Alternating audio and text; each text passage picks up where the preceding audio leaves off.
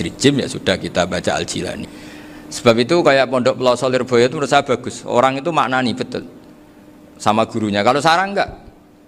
Kalau Pondok Lirboyo, pondok yang tadi ternyata keluarga Mbah Munawir sini pernah bisanan, yaitu Mbah Zaini pernah nikah sama Nyai Komariah ya kalau nggak salah, punya putra Gus Habib ya, Pak Toha dan sebagainya. Itu betapa hubungan pondok Quran sama pondok kitab dulu itu nggak pernah terputus. Bapak saya setelah hafal Quran itu dulu ngaji Mbah Zubair. Jadi bapak saya sering ngutip mu'en apa, padahal bapak saya itu terkenal tuh, beliau cita-citanya itu saya ingin hafal Quran kayak hafal Fatihah. Beliau itu sampai sepulahnya sekali. Karena beliau inginnya hafal Quran kayak hafal Fatihah.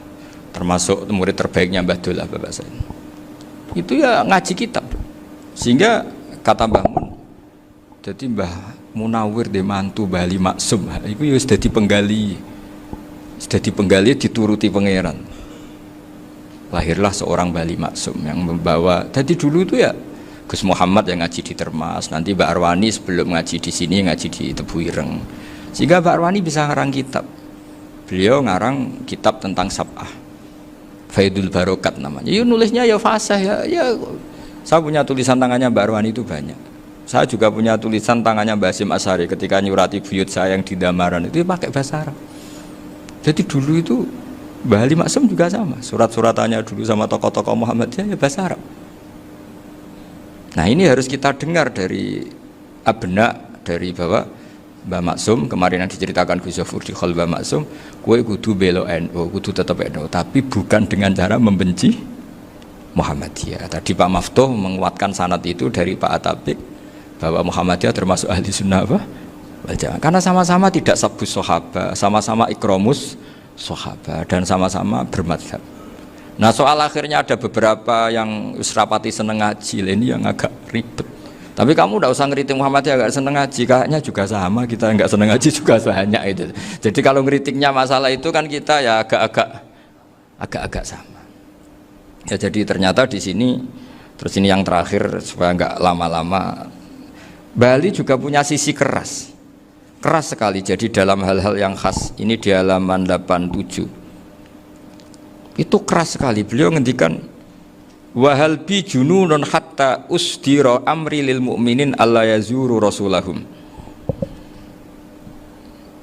Jadi ketika saya tadi sudah bilang bahwa beliau sering muji Ibnu Taimiyah dalam banyak hal, tapi dalam banyak hal juga beliau mengkritik Ibnu Taimiyah ketika menafsirkan la tusaddur rihal illa ila salasati masajid.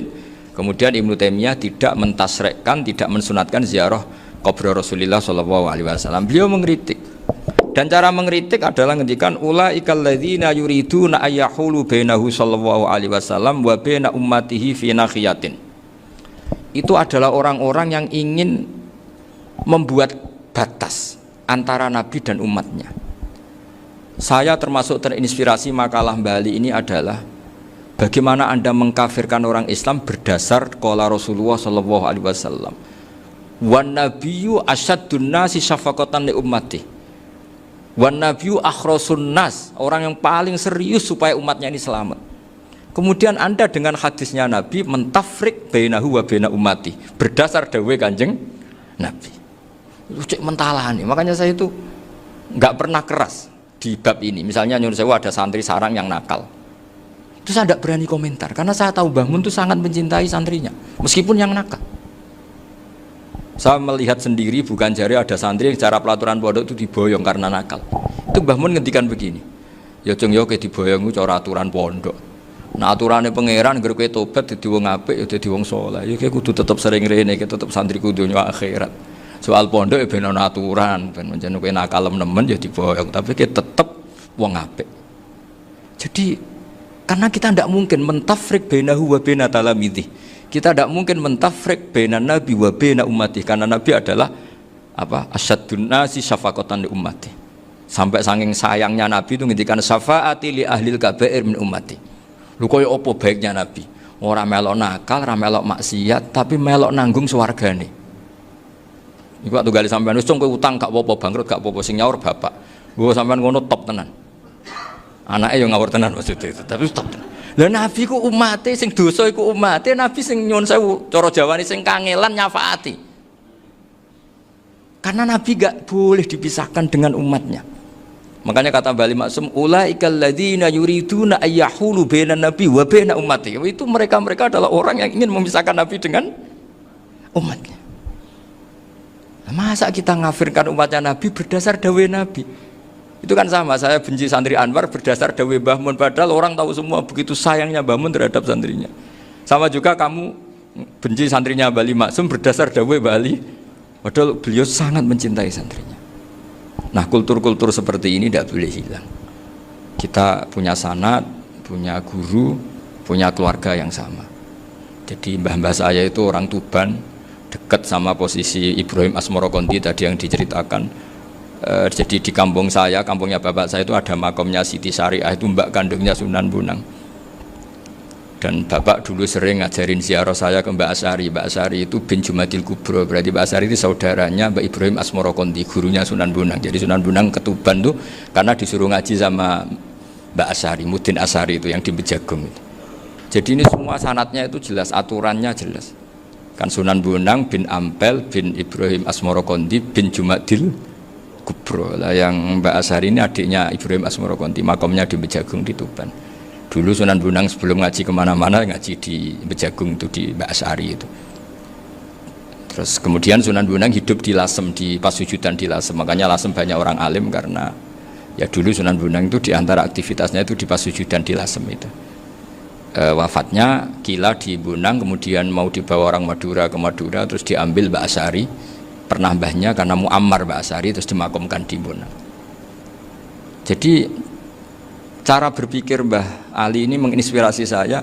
Kita tidak boleh mengkafirkan umatnya Nabi berdasar dawai Nabi. Karena apa? Itu yang tidak diinginkan Nabi. Nabi itu inginnya yang di luar itu masuk, bukan yang sudah di dalam dikeluarkan. Itu kata beliau, ulaikal ladzina yuriduna ayyahulu bainan nabi wa baina ummati. Orang-orang yang tidak mentasrek ziarah pada Nabi adalah orang-orang yang ingin memisahkan Nabi dengan. Dan begitu kias berikutnya, orang-orang yang sidik-sidik muni ini kafir, ini sudah enggak benar, inilah yurja khairuhu, itu orang-orang yang memisahkan. Dan lucunya berdasar dawai Nabi. Makanya semua kalau sampai ngaji Mizan Kubro, ini kitab yang sering dikutip Bali Maksum, ketika Nabi ngintikan laisa minna man ghasyana, laisa minna man latomal hudud wa syaqqal juyub bada'a bid'awal jahiliyah, laisa minna min tilkal khoslah. Semua ulama mentafsiri laisa minna fi tilkal khoslah, bahwa dalam hal itu Islam tidak bertanggung jawab. Masa menipu berdasar dibolehkan Islam, kan tidak mungkin.